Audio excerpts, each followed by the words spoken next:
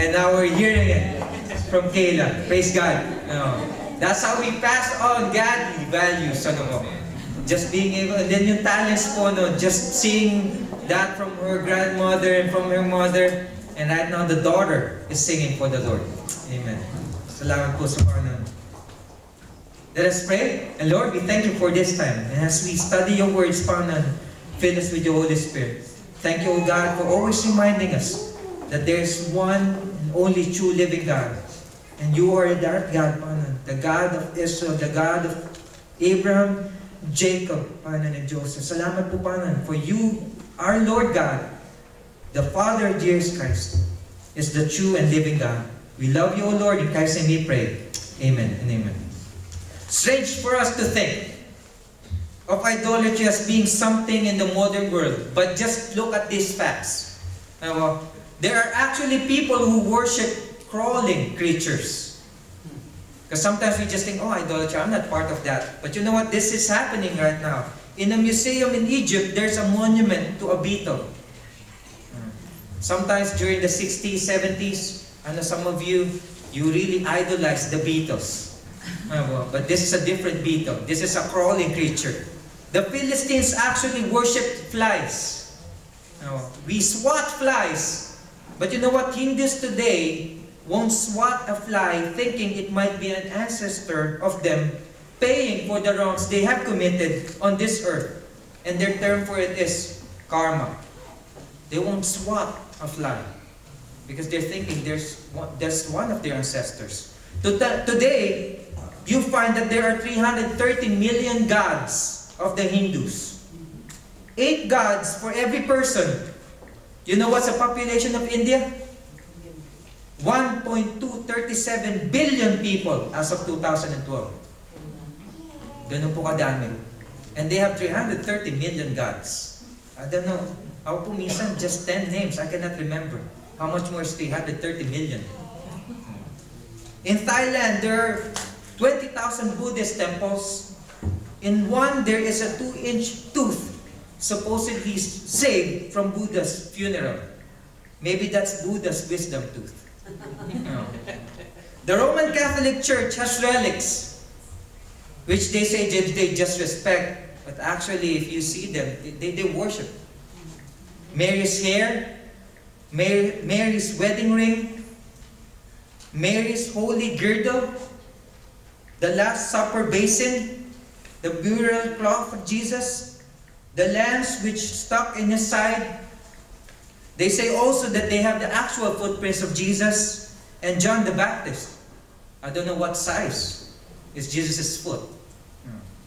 They also have 3 shoulder blades, 4 legs, 5 arms, and 50 index fingers that were supposed to have pointed and said, "Thou art the Lamb of God." Man, they have a lot of collection. And this is because of idolatry.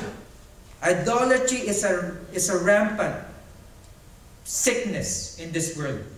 This message is the culmination of what we have studied before. We praise God for the series that we went through. Even though I was not here for majority of it. But this is a blessing for us. And we praise God that through this study, those idols, those gods have been exposed. Let's just review those gods that's at war in our hearts. The gods of pleasure. Many gods at war in our lives fall under the category of this. Many of the pleasures we live for and sacrifice for were initially given to us as gifts from the Lord God. But when we begin to worship the gift instead of the giver, our living God will, in our lifetime, withhold this blessing in the very area that we have elevated in that place of worship.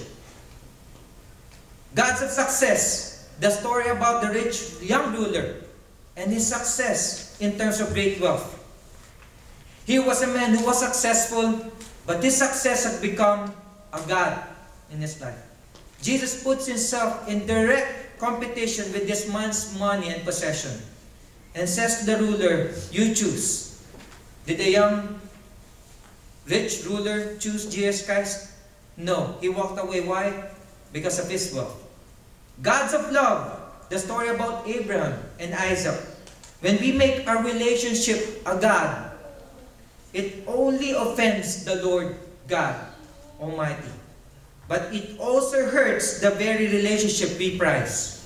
Ultimately, nothing is more destructive to our love life than putting romantic love on the throne instead of God. To those who have been broken-hearted before, put the love of God first in your heart. Then all these things will be added unto us. Amen? God of me, the story of King Nebuchadnezzar. What happened to him? When we think that we have it all, when we think that we want it all, and that all revolves around us, we are setting ourselves up for a fall. The big problem with making yourself God is that you can't save yourself. Now that these gods have been exposed, amen. Now that these gods have been exposed, the false worship that wage war against our souls have been brought to light, the question is this: what should we do about it? By God's grace, this has been exposed to us. That's why the title of this message from God's Word is this: Flee and be free from idolatry. Flee and be free from idolatry. We are to run away from anything that may distract us and will no longer place God in the number one position of our life. This morning, as we study this chapter together, we will examine the Word of God and see exactly how idolatry plagued the chosen people of God before. It was a plague for them. Learning from that how we can better resist temptation. First, let's read again our key verse for this morning. What's our key verse for this morning? Therefore, my dear friends, flee from idolatry. When you see the word flee, does it mean that you run towards it or you run away from it? I know for some, we make jokes about it. If we are being tempted, I'll just run. But the question is, are you running towards it or are you running away from it?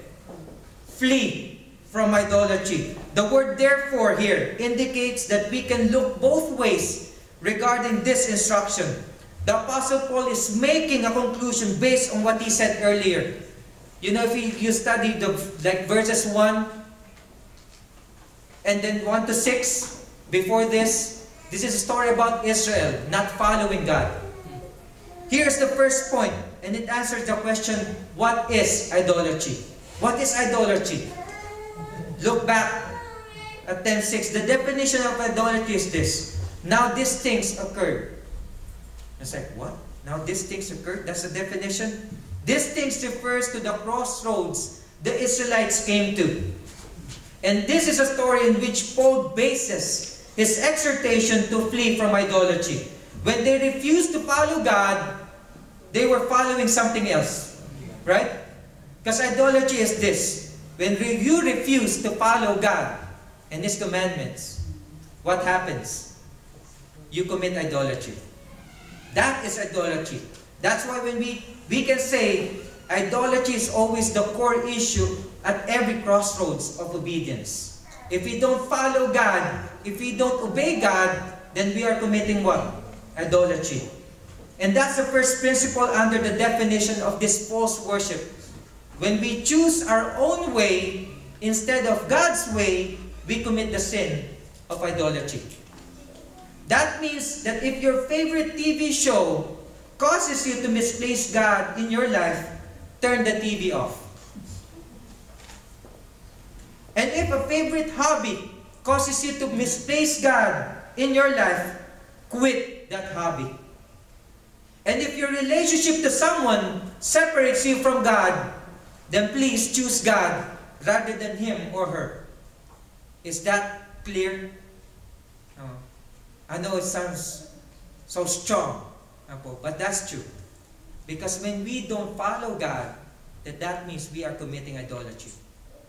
Make no mistake, each time we choose what we want instead of what God wants, we are worshiping ourselves more than God. An idolatry is this. You are faced with decision every day. And if you say you choose to follow God, just like what Joshua said at the beginning of our series, choose to this day whom you will serve. But as for me and my house, we will serve the Lord. We are facing choices every day to follow God or to not follow God. Hear me loud and clear. Disobedience is idolatry. I'm saying I love my sin more than God. I love my way more than God.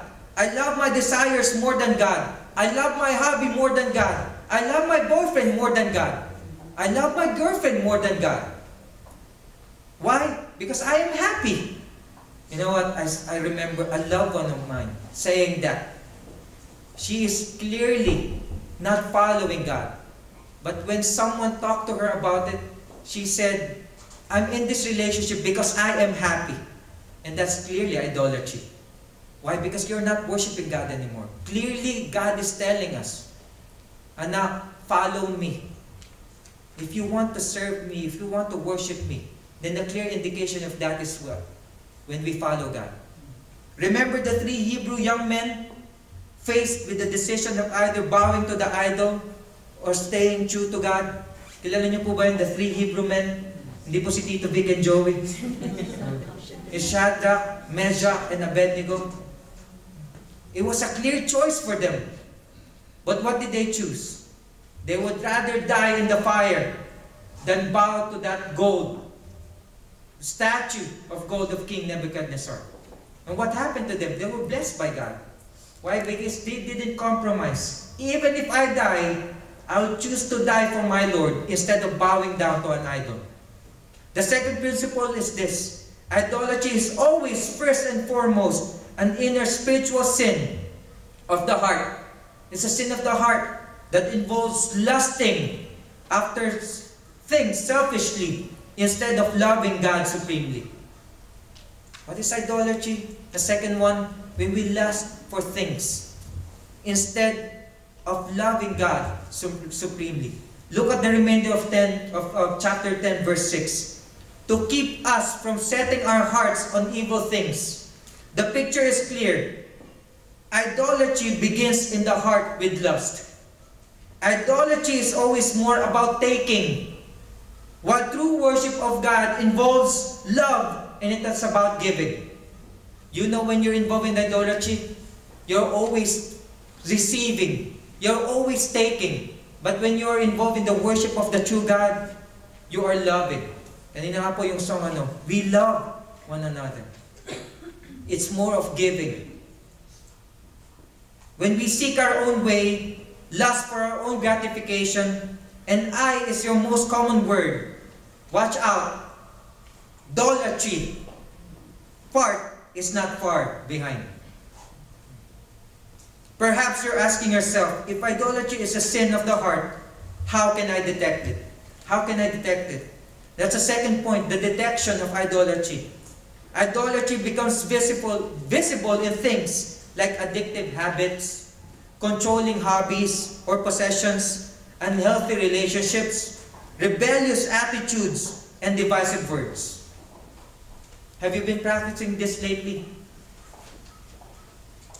If you are, then that means you have detected idolatry. And then you need to choose to follow God or to not follow Him. Take your Bible and look closely at verses 7 to 10. As we read verses 7 to 10, or worship idols as some of them did. As the scriptures say, the people celebrated with feasting and drinking, and they indulged in pagan revelry. And we must not engage in sexual immorality as some of them did, causing 23,000 of them to die in one day. Nor should we put Christ to the test, as some of them did, and then died from snake bites. And don't grumble as some of them did, and then were destroyed by the angel of death. We can see 4 sins here. As we detect idolatry in our lives, what are those 4 sins of idolatry? First, false worship. In Exodus 32, we see that story Moses being gone for 40 days, Israelites, some of them, it's like, oh, come on, let's all get all the gold that you have. Let's melt that and like form a golden calf and let's worship them. Well, let's worship that golden calf. Then the next sin, sexual immorality. Numbers 25, the Moab adultery. What did God tell the Israelite people? To destroy them completely. But what happened? They compromised. And they even had sexual sins against these people that God told them, destroy all of them. So you will not sin, that you will not flee from me. And then third, the testing of the Lord. In Numbers 21, they were questioning God's providence and plan. It's like, we have been to Egypt, we have been provided there, but they're questioning God. Did you just bring us here so that we'll be dying? We are questioning God. And then the grumbling, the Numbers 16 to 17, they were complaining against God and His appointed leadership. Those are the